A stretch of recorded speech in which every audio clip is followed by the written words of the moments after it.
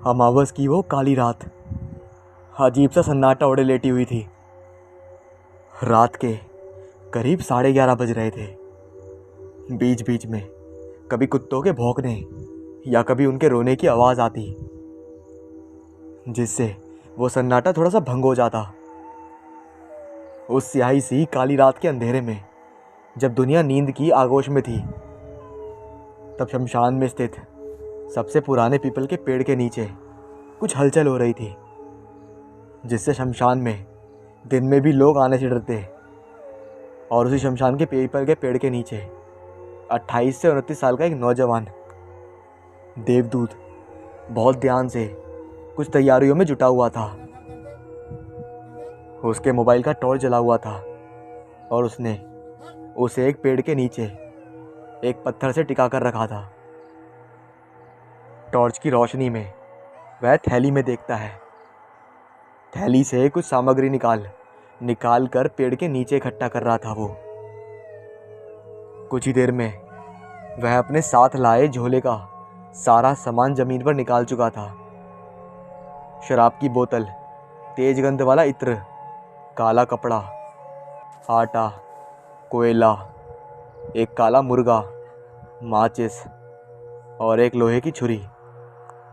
देवदूत ने अपने सारे वस्त्र को उस स्थान पर उतार दिए और नग्न अवस्था में नंगा होकर उसने गेला बनाना शुरू कर दिया और एक बड़ा सा गोला बनाया। सबसे पहले उसने आटे का घेरा बनाया, उसके बाद कोयले का घेरा।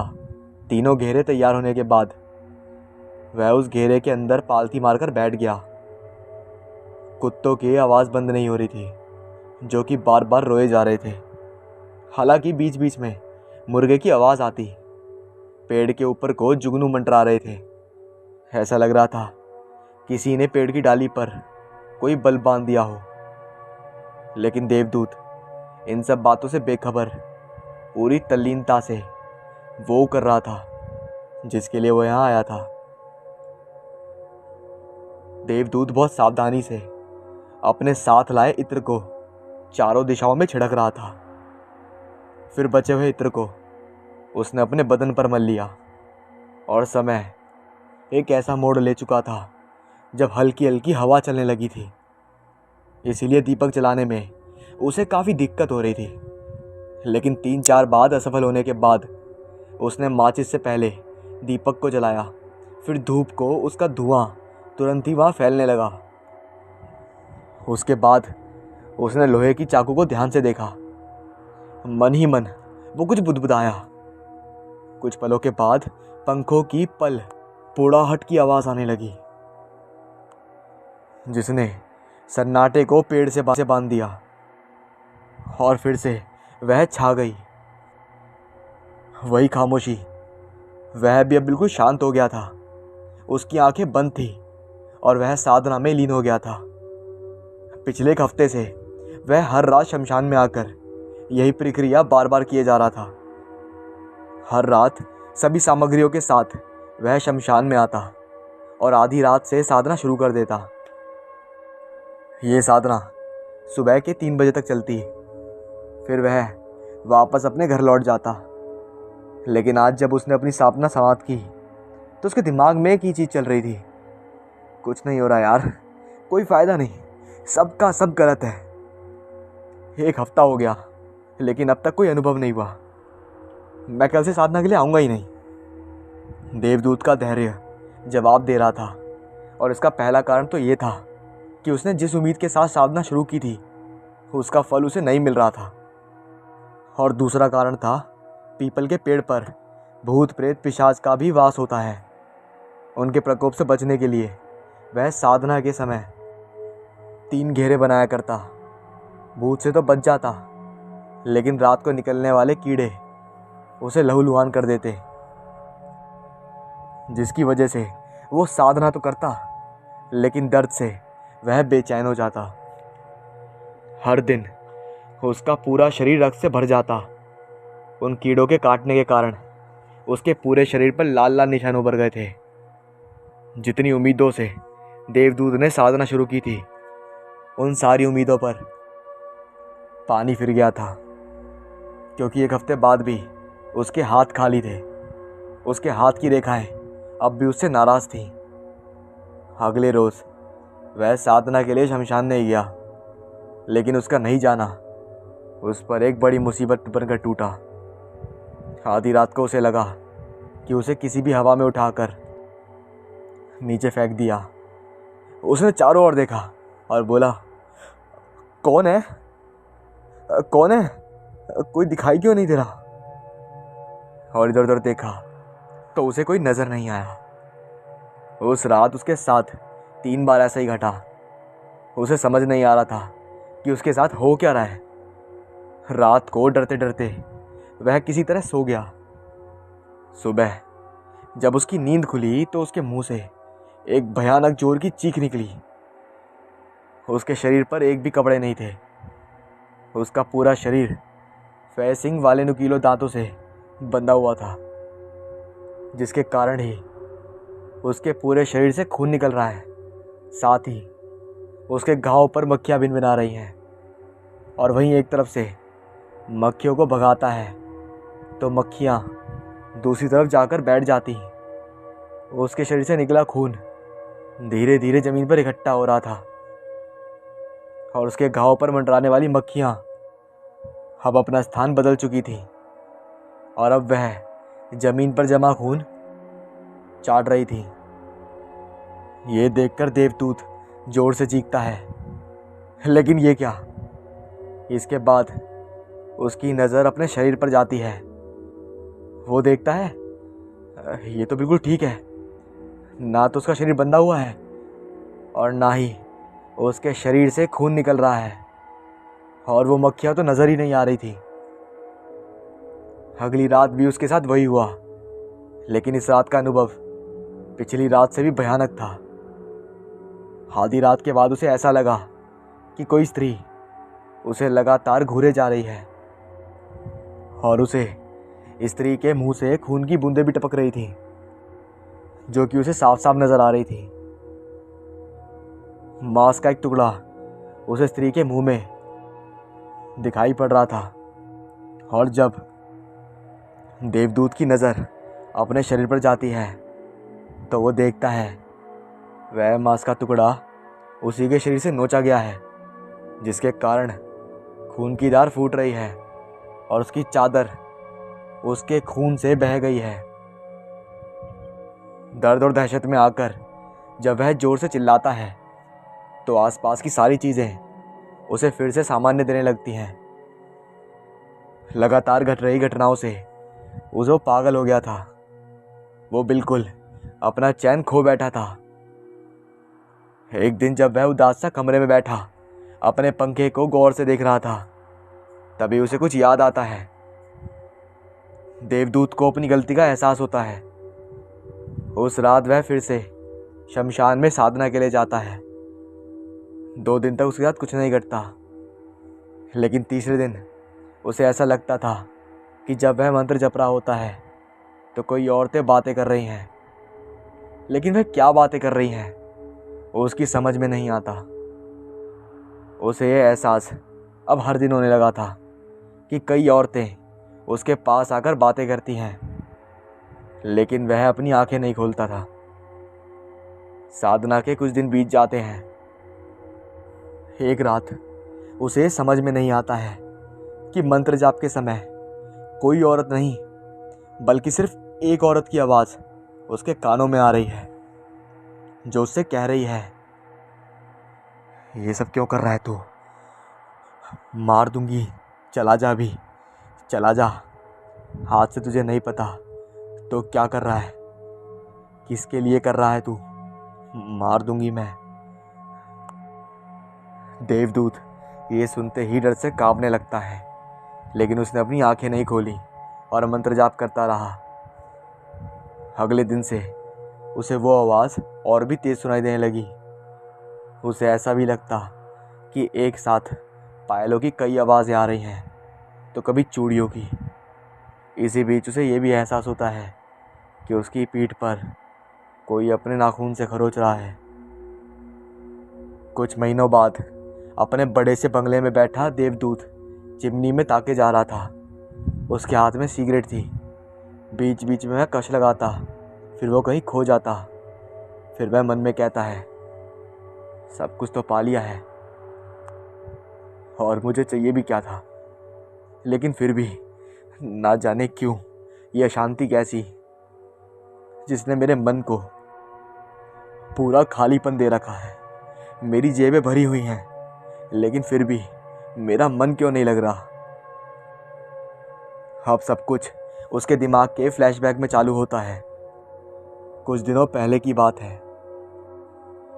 शहर की सबसे पुरानी लाइब्रेरी में रखी एक किताब पर देवदूत की नज़र गई। उस किताब के फ्रंट पेज पर बनी तस्वीर ने जैसे उसके ऊपर जादू कर दिया। वह बिल्कुल सम्मोहित सा होकर वह किताब पढ़ने लगा। रात के 11 बजे उसने वो किताब रखी जो उसने सुबह 9 बजे से पढ़नी चालू करी थी। देवदूत उस किताब में लिखी एक एक लाइन्स को जैसे चाट सा गया था और उस किताब में ऐसे खो गया था जैसे कोई इंसान नशे में डूब जाता है। उस किताब के प्रति उसका आकर्षण बढ़ता जा रहा था। रात के करीब 11 बजे थे, इसलिए 2-3 और लोग ही उस लाइब्रेरी में रुके थे। लाइब्रेरियन बार बार लाइब्रेरी की टिक टिक करती बड़ी सी पुरानी घड़ी को देख रही थी। उसका वश चलता तो वह खुद घड़ी के कांटों को अपने हाथों से बढ़ाकर सलाह ना बजा देती, क्योंकि 11:30 बजे लाइब्रेरी के बंद होने का समय होता है। लाइब्रेरी का घर यहाँ से बहुत दूर था और वह चाहती थी कि जल्दी से जल्दी घर पहुँचे, क्योंकि आज उसकी शादी की सालगिरह थी। देवदूत किताब में खोया हुआ था।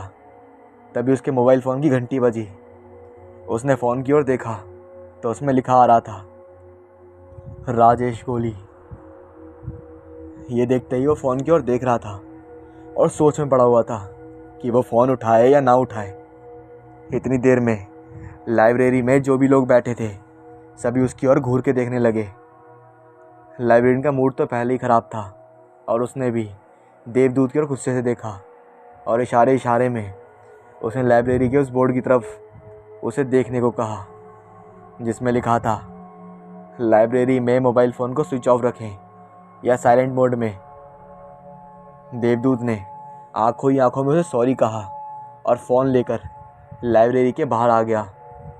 फ़ोन रिसीव करते ही राजेश ने देवदूत को हड़काते हुए कहा, अबे फ़ोन क्यों नहीं उठाता यार, कितनी देर लगा दी तूने। देवदूत ने बोला, अरे भाई वो लाइब्रेरी में था मैं। अबे तेरा भाई गया तेल लेने, ये बता पैसे कब दे रहा है। और थोड़ा समय और दे दे मेरे भाई, जल्दी पैसा पूरा चुका दूंगा तेरा। समय समय सुनकर मेरे कान पक गए यार। पैसे ब्याज पर लेकर अय्याशी कर ली। अब पिछले 3 महीने से समय समय कर रहा है तू। कान खोलकर सुन, मैं अगर पैसे देना जानता हूँ ना तो हलक में हाथ देकर पैसे निकालना भी मुझे आता है। थोड़ा समय और दे दो भाई, आपको ऐसा करने की नौबत नहीं आएगी। देवदूत फ़ोन पर गिड़गिड़ाने लगा। राजेश ने 1 महीने का समय और दे दिया, लेकिन साथ साथ ये धमकी भी दी कि अगर 1 महीने बाद मेरे पैसे मुझे वापस नहीं मिले तो तेरे ऊपर पूरा पूरा एहतिजाम डाल दूंगा। राजेश की क्रूरता के बारे में देवदूत को बिल्कुल पता नहीं था। पिछले 3 महीने से वह मेंटल ट्रॉमा की स्थिति से गुजर रहा था। एक पल तो उसका मन करता कि वह कहीं भाग जाए, लेकिन जिया को छोड़कर वह कैसे भाग सकता था। जिया सूरी देवदूत की गर्लफ्रेंड थी और वह उसे अपनी जान से ज़्यादा प्यार करता था। ये बात राजेश जानता था, इसलिए उसके आदमी जिया पर हमेशा नज़र बनाकर रखते थे। देवदूत शहर के सबसे बड़े होटल में वेटर का काम करता था। हर दिन सैकड़ों अमीर लोग उस होटल में आते और अपना समय बिताते। वह अमीर लोगों की लाइफस्टाइल से बहुत प्रभावित था और उनकी लंबी लंबी और बड़ी बड़ी गाड़ियों के ख्वाब उसकी आंखों में बस गए थे। वह भी उनकी तरह अमीर होना चाहता था। 6 महीने पहले अमीर बनने की उसकी ये चाहत उसे शहर के सबसे बड़े जुए के अड्डे तक ले गई थी। उस दिन देवदूत का शायद भाग्य भी प्रबल था, तभी तो जुए के अड्डे पर काट की सारी पत्तियां उसके फेवर में आ रही थी। जेब में लाए 4 पैसे जो देखते ही देखते 100 गुना बढ़ गए, जिसे लेके वो अपने घर लौटा और उन पैसों से उसने पहली बार जिया को एक महंगा सा गिफ्ट खरीद कर दिया। अरे गोल्ड, इतना महंगा नेकलेस? देवदूत ने कहा। तुमसे महंगा नहीं है जान। जिया ने पूछा। तुम्हारी इसी अदा पे तो जान देने का मन करता है। Thank you. अब कमाई का ये शॉर्टकट उसे बेहद पसंद आया। हर हफ्ते वो जुए के उस अड्डे पर जाने लगा। उन दिनों उसकी किस्मत उसके साथ थी, इसलिए उसने 1 रुपये भी नहीं गंवाए और लगातार हो रही इन्हीं जीतों से उसका मनोबल बढ़ गया। उसने अपनी नौकरी छोड़ दी। हालांकि उसने जिया को कभी ये बताया नहीं कि उसने नौकरी क्यों छोड़ी। उसने सिर्फ ये बोला कि वो कोई बड़ा बिजनेस कर रहा है। उसे एक तरह से घमंड हो गया था कि ताश के पत्ते तो उसके गुलाम हैं, वह हर बाजी जीतेगा। लेकिन हर बार जुए में जीतना संभव तो नहीं होता ना। एक बार हारने का जो सिलसिला शुरू हुआ तो अपनी सारी जमा पूंजी हार गया था वो। तब उसने उधार लेकर जुआ खेलना शुरू कर दिया। पहले तो थोड़े पैसे उधार लिए, धीरे धीरे ये रकम 5 लाख रुपए हो गई और उसी रकम की उगाही के लिए राजेश उसे बार बार धमकी दे रहा था। राजेश से बात कर। देवदूत लाइब्रेरी के अंदर गया। उसके माथे पर अब भी पसीना चमक रहा था, लेकिन पता नहीं क्यों एक संतोष भी उसके चेहरे पर दिख रहा था। अभी कुछ देर पहले तक वो जिस किताब में डूबा हुआ था, उसे लग रहा था कि वो किताब उसकी सारी परेशानियों को हल कर देगी। उसने वो किताब इशू करवा ली। तो उसने उस किताब का अध्ययन किया और उसने तय किया कि वह किताब में लिखी साधना करेगा। वह यक्षिणी साधना करेगा और अपनी सारी मुसीबत में जितना अंदर वो डूबा हुआ था उन सब से वो जल्दी से छुटकारा पाएगा। और देखते ही देखते वो चाहता था कि वो शहर का सबसे बड़ा आदमी बन जाए, और वही वो बनेगा। देवदूत के सारे कर्ज उतर गए थे। एक एक पैसे के लिए तरसने वाला देवदूत आज महंगी महंगी गाड़ियों में घूम लगा था। बड़े से बड़े बंगले में वो रहने लगा था। एक बड़ी सी फैक्ट्री का वो मालिक भी था। अब जो चीज़ उसे पसंद आ जाती वह उसकी हो जाती। बड़ी बड़ी पार्टियों में वो ज़्यादा महंगी से महंगी शराब पीता। हालांकि इन पार्टियों में कोई औरत अगर देवदूत के करीब आने की कोशिश करती तो वह औरत कुछ पलों बाद उसे मरी हुई मिलती। देवदूत को ये सब बहुत अजीब लगता। फिर उसे शमशान साधना की वो आखिरी रात याद आती। वह उसकी साधना का 41वां दिन था जब यक्षिणी उसके सामने प्रकट हो गई थी। उसके आने से वहाँ पर इतनी रोशनी आ गई कि देवदूत की आंखें चौंधिया गईं। हालांकि उसने तब भी अपनी आंखें नहीं खोली। यक्षिणी ने उससे कहा, देवदूत, मैं आ गई हूँ, अपनी साधना समाप्त करो। देवदूत ने जब अपनी आंखें खोली तो सामने खड़ी उस औरत को वो देखता ही रह गया। इतनी सुंदर औरत ना तो उसने कहीं देखी थी और ना ही किसी ने ऐसी औरत के बारे में सुना था। देवदूत, इतना घूर के देखने की ज़रूरत नहीं है। अब तो मैं हमेशा तुम्हारे पास रहूँगी। तुम्हें मुझे बिना विवाह किए अपनी पत्नी की तरह रखना होगा। तुम मुझे हर वो सुख दोगे जो एक पति अपनी पत्नी को देता है। तुम्हें हर रात मेरे साथ कच्चे मांस और शराब का भी सेवन करना होगा। बदले में संसार की बहुमूल्य से बहुमूल्य वस्तु मैं तुम्हें दूंगी। और हाँ, आज के बाद किसी और औरत को सपने भी पास में मत आने देना, नहीं तो मैं उसे मार दूंगी। देवदूत उस समय इतना खुश था कि उसे समझ में नहीं आ रहा था कि आखिर यक्षिणी उसे क्या कह रही है। वह तो बस उसे घूर रहा था और उसकी हाँ में हाँ मिला रहा था। देवदूत की दुनिया बदल गई थी। यक्षिणी उसके मन मुताबिक उसे खुशियाँ दे रही थी। बदले में देवदूत को भी यक्षिणी के साथ हर वो चीज़ करनी होती जो वो चाहती थी।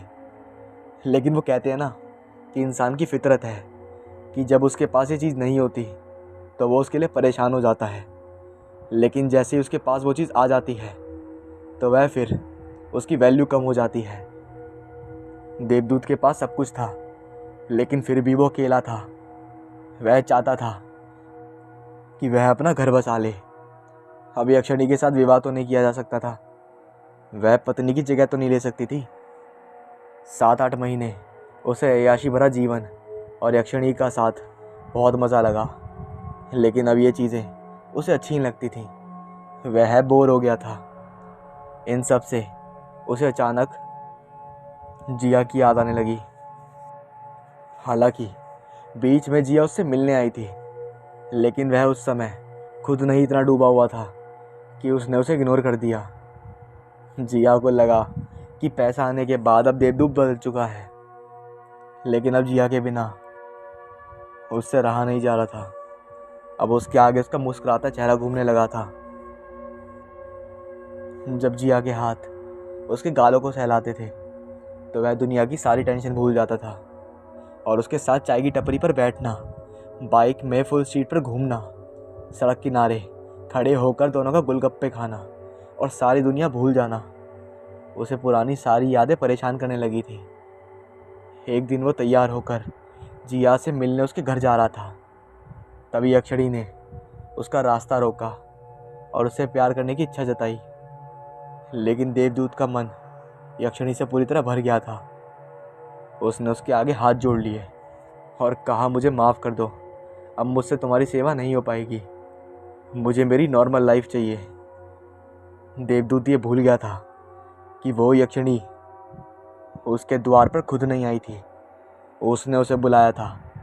वह उस किताब में लिखी ये बात भी भूल गया था कि यक्षिणी को सिद्ध तो किया जा सकता है, लेकिन उसे भुलाया नहीं जा सकता, और यक्षिणी की मांग इनकार करना मतलब बर्बादी की शुरुआत। वो साइड होके घर से निकल गया कि तभी उसके मोबाइल की घंटी बजी। उसे किसी ने बताया कि उसकी फैक्ट्री में आग लग गई है, सब कुछ जलकर राख हो गया है। देवदूत भागा भागा अपनी फैक्ट्री की ओर गया, लेकिन वहाँ तो वह सिर्फ राख बची थी। उसे समझ में आ गया कि हो ना हो ये सब यक्षिणी को किए इनकार का ही परिणाम है, लेकिन अब उसे उस फैक्ट्री से कोई मुँह नहीं था, बस उसे जिया चाहिए थी। वो जिया के घर पहुँचा। बहुत देर तक उसका घर का दरवाज़ा खटखटाया, लेकिन किसी ने दरवाज़ा नहीं खोला। अचानक उसकी नज़र दरवाजे पर लटकी ताले पर गई। अरे, यहाँ तो ताला लटका है, लगता है जिया कहीं बाहर गई है। वह वापस लौटने ही वाला था कि तभी दरवाजे का ताला अपने आप खुल गया। वह कमरे के अंदर गया। उसने जैसे ही कमरे में प्रवेश किया, उसकी चीख निकल गई। उसने देखा कि जिया पंखे से लटकी हुई है। उसकी आंखें बाहर की ओर आ गई हैं और उसकी गर्दन को हार लगी हुई है। उसकी जीभ बाहर की ओर है और उसी कमरे में यक्षिणी जिया को अपनी बड़ी बड़ी आंखों से देख रही है।